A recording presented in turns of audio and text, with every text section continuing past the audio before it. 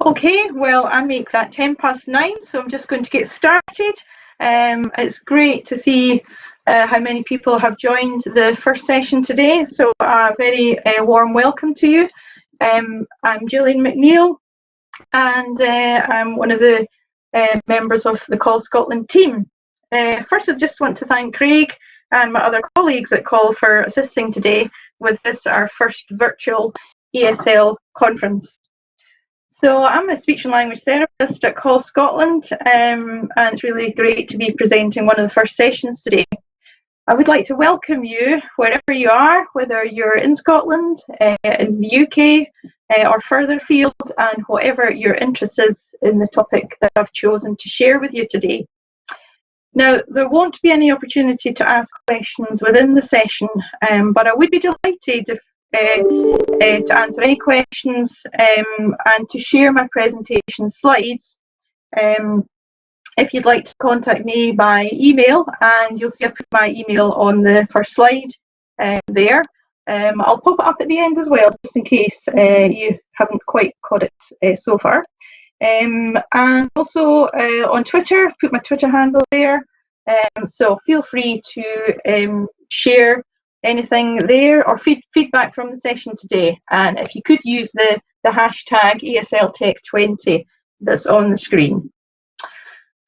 So at Call Scotland, we aim to support children and young people to overcome barriers that they may face as a result of additional support needs, and to overcome these barriers through using assistive technology.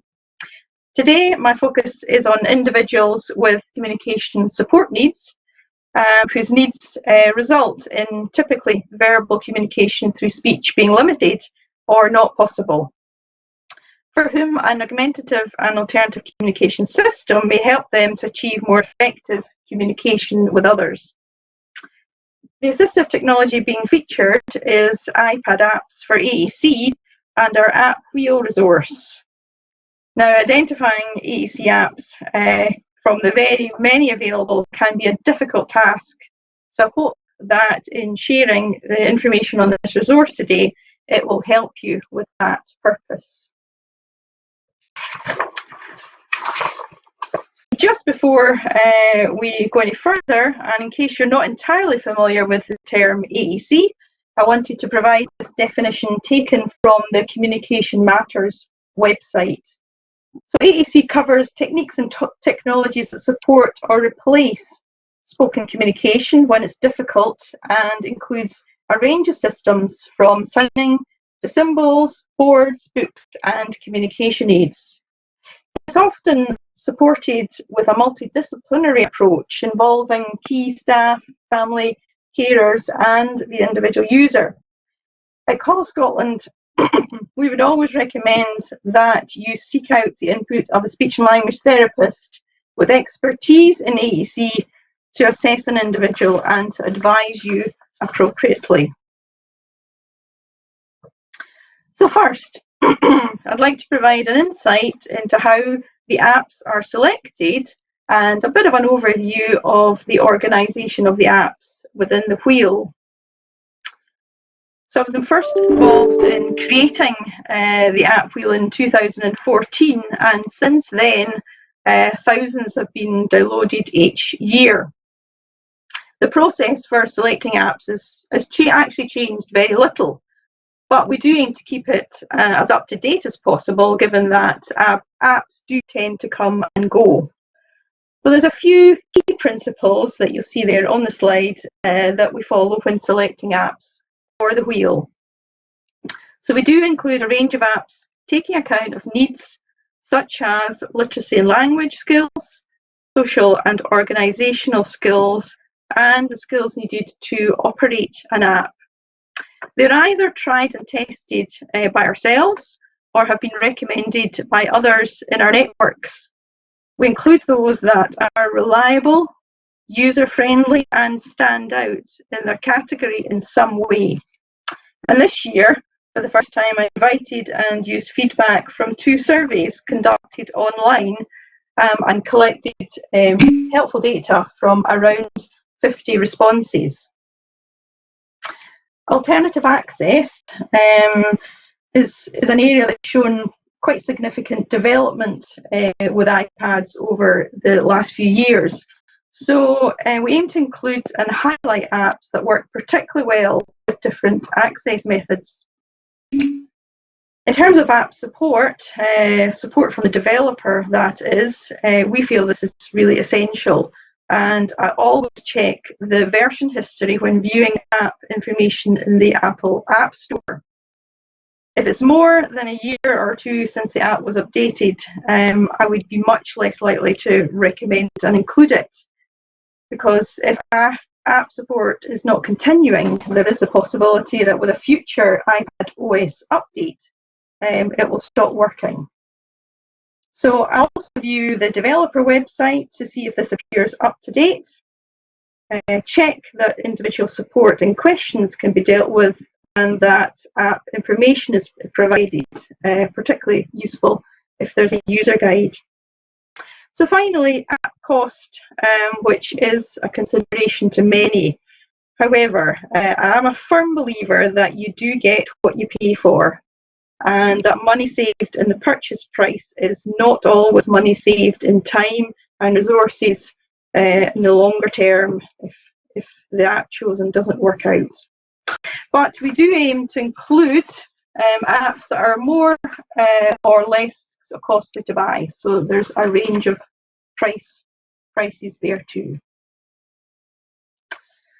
So this next slide shows the inner part of the app wheel and the categories that are used and how the apps are organised.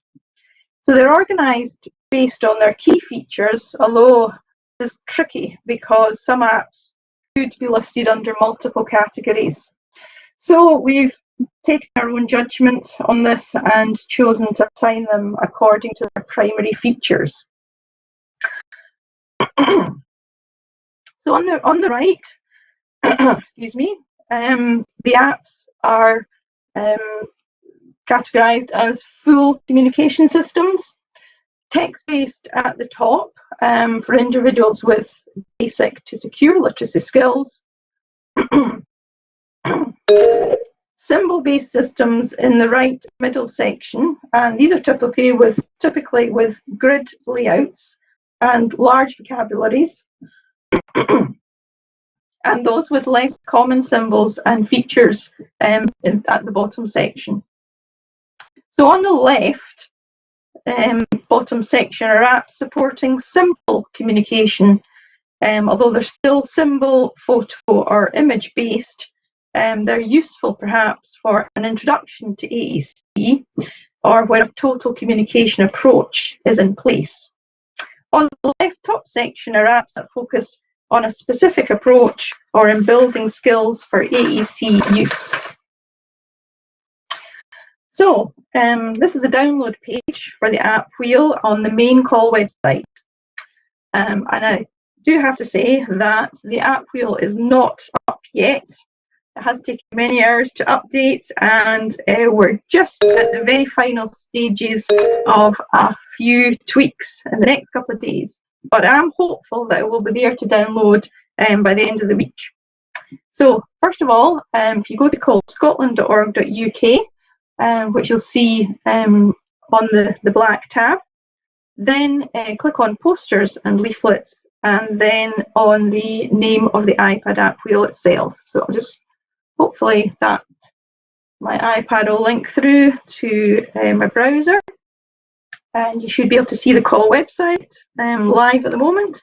Click on downloads and then posters and leaflets, and then scroll down through the many other resources that you'll see are available for download to get to the iPad apps for complex communication support needs.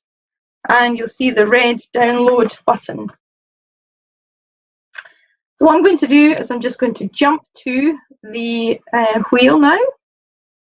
So this is what it will look like when it goes up, or pretty much what it looked like when it goes up onto the site over the next couple of days.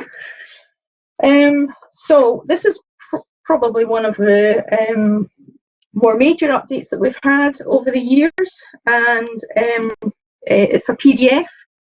You can save it obviously or print it as a paper copy or save it to your iPad or PC. If you have the digital version, what we've done is we've included clickable links. If you click on the app image or the app name, you'll find it takes you through to the Apple App Store for the UK, where you can download or get some further information. So we have 67 apps in it, 20 have been removed and 16 added.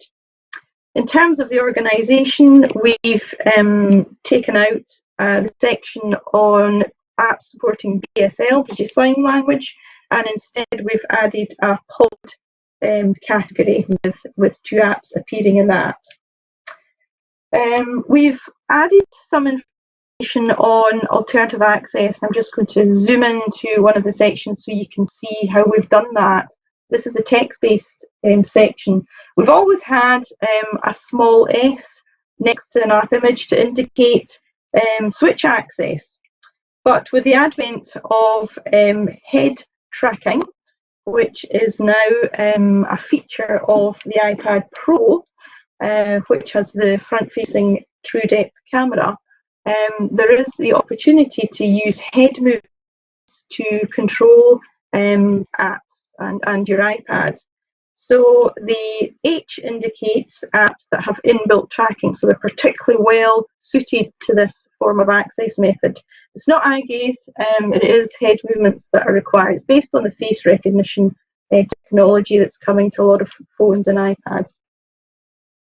So you see the H, and another feature that we've added is an F, a free version of an app.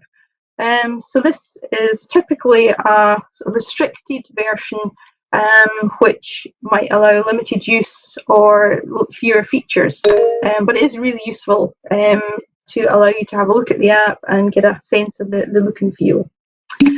So just a couple of apps that I wanted to feature from one or two of the sections. The first of the text-based apps that stands out very much for us at Call is Predictable, and this came through with the surveys. And what is exciting about Predictable is that they're about to launch Predictable 6. I had a sneak peek of it a few weeks ago, and it looks really, really great. It's a free upgrade for anybody that already has Predictable. Really nice features that are support key because of the consistent grid layout, support keyguard use, as well as switch and head tracking, along with many other features. So just to let you hear Predictable. Hello everyone. The sound might be slightly more muffled than it normally is, but it stands out for us certainly in terms of the text-based apps. Another app to mention in terms of symbol-based apps has to be Grid for iPads. It's in fact an app that really we could probably put in a lot of the categories. So this is a text-based vocabulary called AlphaCore for those that might have some basic literacy skills. Another favourite of ours is a SuperCore symbol-based vocabulary. I like this. And that is I like this. really nice range of voices, and that includes the new Scottish Children's Voice, which we're really excited about having. So another app, just to mention very quickly, that is another go-to of the basic apps is Sounding Board. And it's although it is a free app, we really do like it, and we use it for sharing quite a lot of our resources.